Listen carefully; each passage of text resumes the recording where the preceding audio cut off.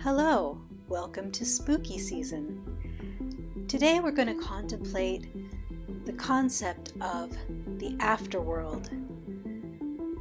The question of whether or not there is an afterworld and what it might be like is probably one of the most common questions personhood has asked themselves since people have had the ability to reason.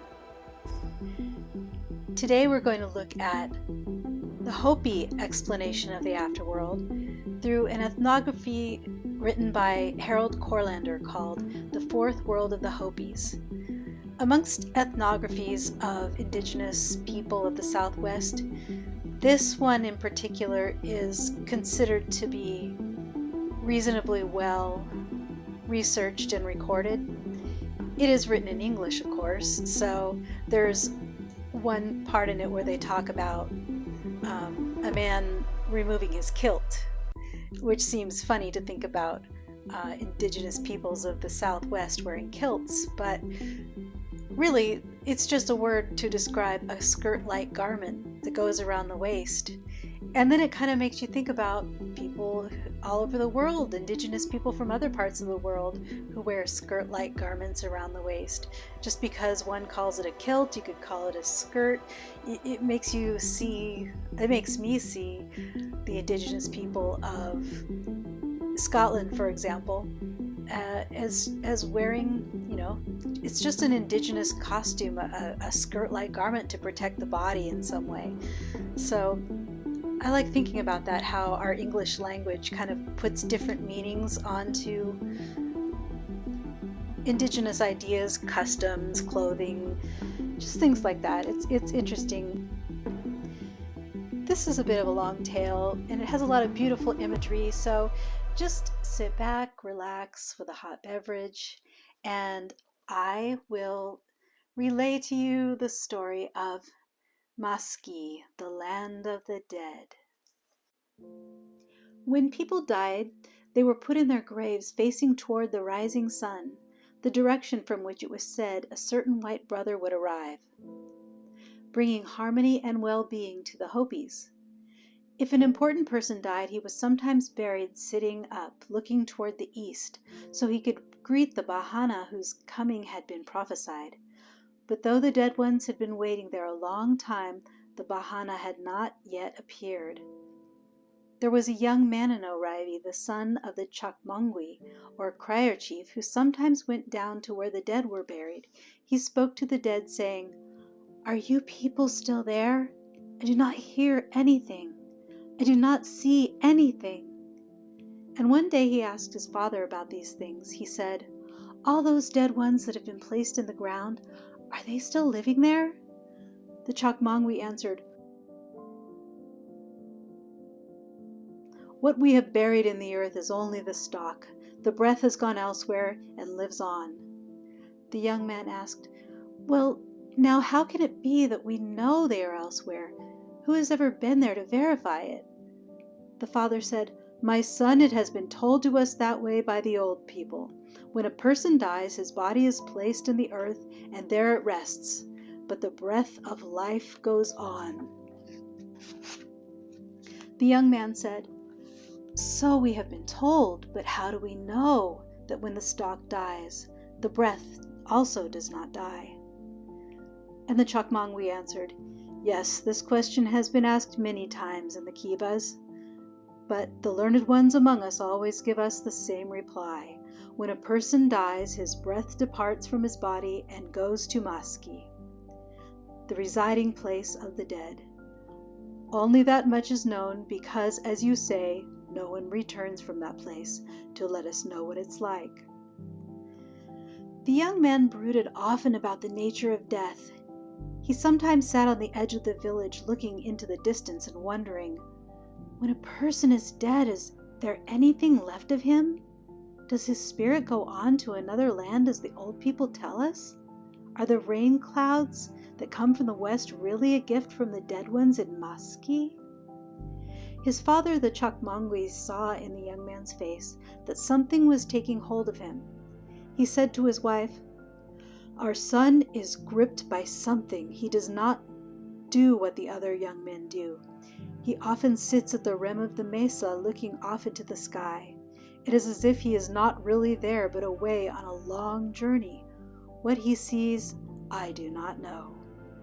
The Chakmangwi talked to the other men in the kiva about his son. He said, "My son will not leave it alone. He wants to know the answer. He says, 'Who knows for certain about Maski, for no one has ever returned from there to tell us about it.'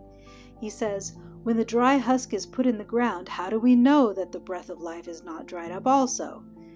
They replied to the Chakmangwi one way and another, but the answer was nevertheless the same. "It is true that the dead go to Maski. Our fathers have told us this. But what happens there we do not truly know, except that the spirits of the dead residing there send us clouds to water our fields." The young man was sitting on the edge of the mesa one day, looking into the western sky. He noticed a shadow on the ground beside him. He saw a person standing there. The man's face was painted in the ancient style. His hair was decorated with feathers that hung down all around, and 2 mountain sheep horns were fastened on the top of his head. The person said, "I have heard your thoughts. If you wish to travel to Maski, I will help you." The young man answered, "Yes, I wish it." The person gave him something, saying, "Here is a powerful medicine. Tonight, when you are ready to sleep, put some of this medicine on your tongue. You will become as one who has died. Your father must prepare you as the dead are prepared. Then your spirit will be able to go on the journey to Maski. When you have arrived at that place, do not linger too long. After you have seen everything, return again quickly." The person then moved away and disappeared. The young man went to his house. He told his father, "An ancient person came to me out on the mesa. He said, 'I have heard your thoughts. Here is the medicine that will take you to Maski. When you lie down to sleep, put the medicine in your mouth. Your spirit will depart. Let your father dress you as one dresses the dead. You will go to Maski. You will see what is there. You will return.'" The young man's mother said, "No, do not do it. Who has ever been to Maski and returned?" But the young man answered, "I have to go. I cannot be forever without knowing." And his father said, "Yes, he must do it. A good spirit has put this in his mind. A man must find answers to his questions." Then the young man prepared to sleep. He lay on his blanket and put the medicine in his mouth. He slept. The breath went out of his body. His mother cried, saying, "Our son, the breath went out of his body." His mother cried, saying, "Our son has gone from the land of the living." The Chakmangwi dressed his body's son. He painted the lower part of the young man's face black and put a small bit of inkle down on his forehead. Around his son's waist he fastened a white kilt. After that, the Chakmangwi and his wife sat nearby, looking on the body of their son. At first the young man saw nothing. Everything was dark and silent, as though he were truly dead. Then he found himself walking on a trail toward the west. He passed through a vast cactus field and came to a place where the trail ended at the edge of a steep bluff. He wondered how he could go on. And while he was standing there, the ancient one, with the mountain sheep horns on his head, appeared again. He said, "You have come." The young man answered, "Yes, I have come." The ancient one said, "Take off your kilt and spread it on the ground. Lie on it. I will carry you across the chasm. When you have arrived in Maski, do not touch anyone. If you do, you cannot return." The Chakmangwi's son removed his kilt and lay on it. It lifted into the air and carried him across the chasm, descending where the trail continued to the west. He put his kilt around him again and resumed walking. He came to where a man was sitting at the edge of the trail. "At last someone has arrived," the man said. "Carry me a distance of 4 steps." The Chakmangwi's son said, "No, I cannot. Otherwise I will not be allowed to return. Why is it like this with you that you cannot go by yourself?" "It is because in life I did something that was not good," the man said. "I did not listen to my ceremonial fathers. I did not respect the ceremonies. Therefore, I cannot go to Maski all at once.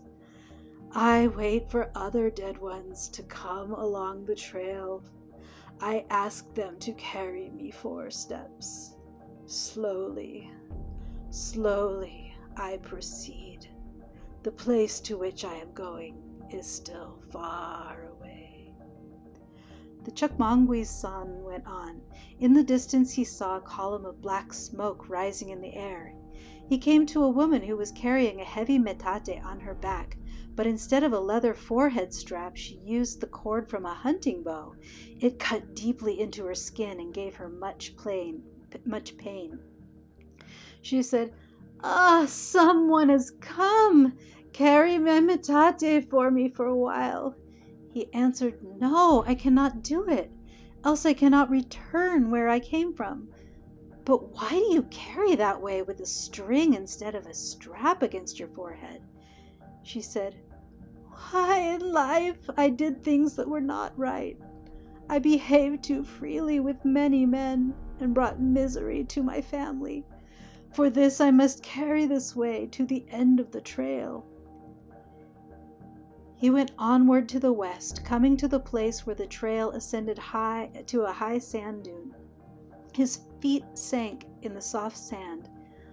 The walking was hard. He saw a man walking ahead of him, slowly, slowly. When the Chukmangwi's son overtook the man, he saw him wearing a heavy necklace made of vulvas. The Chukmangwi's son said, "Why do you wear such things?" The man answered, "I am compelled to do this. In my life I showed no discretion. I had intercourse with many women. Whoever would lie with me, even the wives of other men. As this was forbidden, now I am made to suffer this way." The young man passed others on the trail, all going in the same direction. Some were wearing clothing made of cactus leaves, whose thorns cut deeply into their skin. Some carried heavy stones, their feet sinking deeply in the sand. Some were completely naked and had to go forward that way without anything to cover them. As he approached the column of black smoke, the Chukmangwi's son came to a fork in the trail. A one-horned priest and a two-horned priest were standing there. The two-horned priest said, "Well, you have arrived. We have been expecting you." "Yes," said the young man, "I have come." The two-horned priest said, "You have seen them then, all those people along the trail. Some of them died long ago, but because of the evil things they did in life, they have to travel slowly, slowly, and so they have not yet reached this place. When they arrive here, we decide which way they go. The trail to the right is the way to Dark Canyon and the deep pit of fire. The trail to the left goes to the village where the spirits live on. The Dark Canyon is without any bottom. The fires within it rage endlessly. It was from this burning pit that Masawu escaped in ancient times." The young man said, "But who knows for certain whether a person has done good or evil in this life?" The one-horned priest said, "Everything a person does in this life is known here. Here we stand. I am the strict one. The two-horned priest is the lenient one. If a man has done evil things, I condemn him. If he has done good things, the two-horned priest speaks for him. A good man goes on swiftly to the village. An evil man without virtues takes the Dark Canyon trail. Those who are neither all good nor all evil, we discuss the matter. I recall their bad actions, and against those things the two-horned priest balances the good things they have done and asks for leniency. In this way, the judgment is made. Come with me now, and I will show you the Dark Canyon." The Chukmangwi's son followed the one-horned priest along the trail. They came to the rim of the canyon in which the fire was burning. The young man shielded his face with his arm. He saw 2 men, one of the one-horned society, standing at the edge. As a dead spirit arrived at the place, they seized him and threw him into the fiery pit. Another dead spirit arrived, and him also they threw into the fiery pit. The one-horned priest said, "These are persons whose evil deeds in life were too great to forgive." Then they returned to the fork in the trail where the two-horned priest was waiting. He said, "Now let us go the other way and enter the village." Close by the trail were children playing in a field. The children cried out, "Look, a dead spirit has arrived!" They ran forward and looked at the Chokmangwi's son. They said, "No, he is not a dead one, he is living." And they ran away in horror. The young man and the two-horned priest then came to a place where boys and girls were having a rabbit hunt. Seeing the Chokmangwi's son, the young people fled, saying, "A living one is here! The smell of his body is too much!" The young man asked, "Why am I loathsome to them?" His guide answered, "That is the way it is here. These people have discarded their bodies and left them behind where they were once living. To them, bodies of the undead are not clean. They look upon you just as you, back in the land of the living, look upon dead spirits."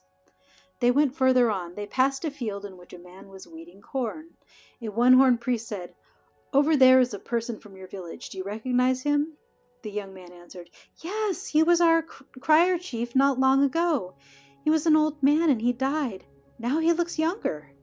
They passed another person in the field. The Chokmangwi's son said, "Him also I recognize. When he was alive, he was the war chief in our village." The two-horned priest said, "Ahead of us is where the people are living." The young man said, "Why, it looks very much like O'Reilly." "Go through the plaza," the two-horned chief said. "There on one side you will see the houses of your people, the Bear clan." As the young man went through the plaza, people looked at him from the roofs. They said, "Here, someone is coming, but he is not truly a dead spirit." The young man said, "It is true that I am not dead. I have come to Maski to see how it is with the people in this place." People came down the ladders from the rooftops to talk with him. Some of them he remembered seeing long before when he was a small boy. He said, "I have made this journey from O'Reilly." They said to him, "Well, that is a long journey. Come up into the house and eat something." They went up one of the ladders, but when he tried to follow them, the rungs broke because they were made out of sunflower stalks. The people laughed. "The living ones are too heavy," they said. "We who reside in this place have no weight at all. Wait down below and we will bring you some food." They brought him a melon and some other kinds of food, and while he ate, they watched him and they were amused. They said, "It is strange to see a living person eat, for he eats the outer substance of things. Here we eat only the spirit of food, and the substance is thrown away." The young man said, "I did not believe that there was such a place as this. I thought when a man dies, his spirit surely dies with him and lies with the body in the grave. Now I understand how things are." An old man who was the Bear clan chief in the village said to him, "Yes, this is the way things are. As you see, here we live surrounded by fields of flowers. Things are not bad for those of us who led good lives before we died, but sometimes the living forget us. Remind the people to make pahos for us at the time of the soyal ceremonies. In exchange for those pahos, we can do things to help the people of O'Reilly. We will send clouds to water their fields." The young man said, "Yes, I will tell them everything I have seen and heard in Maski." "Now you must return," the two-horned priest said. "You are the first living person to come here. Go back to O'Reilly and say, 'The people in Maski, I have seen them. Those who were good in their lives go on forever. People who died only in recent days are residing there side by side with the ancient ones. Tell the people to respect virtue so that they may come to this village and share it with us." So the young man began his return journey. On the trail he met the same ones that he had seen before, the ones dressed in cactus clothing, the naked ones, the ones carrying heavy loads, and all the others. At the place where he had come down from the high bluff, he lay on his white kilt, and it carried him up above to where the trail resumed. He continued through the cactus fields and went on. At a certain place he saw a spider grandmother waiting for him. She said, "So, my son, have you been there?" He answered, "Yes, I have journeyed there, and now I am returning." Spider grandmother said, "Now that you have come back, you are contaminated with death. You cannot go back to Arrivee that way. You must be purified." He said, "Help me then, grandmother." Spider Grandmother prepared a large earthen vessel of water and put secret things into it. She made the water boil, and then she instructed the Chakmangwi's son to get into the vessel. There his skin was boiled. When he got out, Spider Grandmother inserted the thorn of a devil's claw cactus through his scalp. She twisted it, and the young man's skin split at the bottom of his feet. As Spider Grandmother continued twisting the cactus thorn, she drew the skin upward over his head, finally removing it entirely. Then she threw the skin into the fire where it was consumed. She said, "Now the contamination of Maski has been removed. You may return home." The Chakmangwi's son went on. He came to Arrivee. He entered his house. He saw his body lying there on the blanket. He saw his father and mother sitting silently nearby. He lay down, and his body and spirit again became united. He slept. His father said, "Look, he breathes." His mother said, "Yes, he is returning from a night of death." The young man stirred. He sat up, saying, "I've come back." He stood up. His father led him into the kiva. The priests and old men of all societies were there. The Chakmangwi said, "Here is my son at last. He died and went to the place in the west of which we have been speaking. Now he has returned.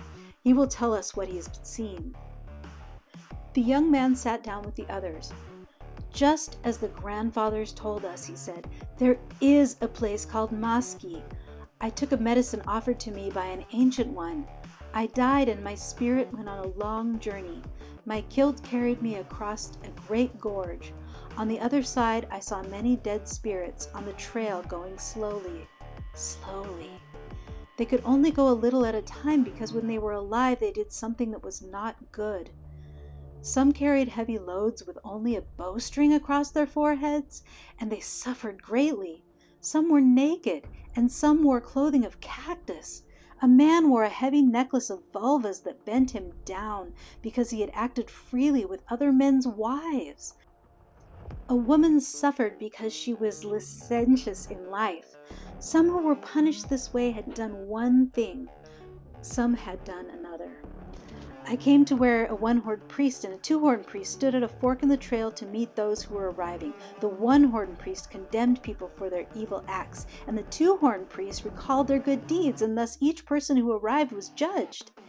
One branch of the trail went to the dark canyon filled with fire, and there I saw the evil ones thrown into flames. The other branch of the trail went to the village where the dead spirits live on.